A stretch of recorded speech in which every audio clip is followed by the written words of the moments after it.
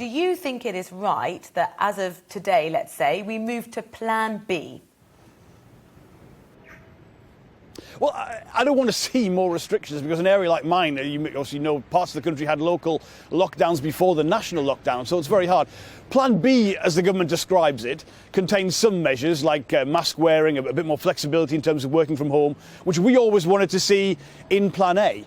But in terms of what the government has in its Plan A, which is a focus on boosters and vaccination for children as well, that isn't on track. I mean, that's the crucial message the government have got to get hold of.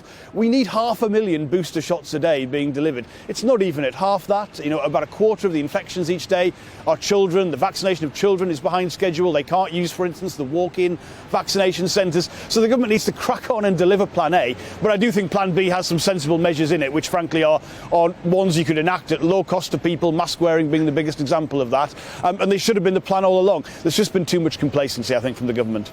So in your field, Jonathan, would you recommend working from home?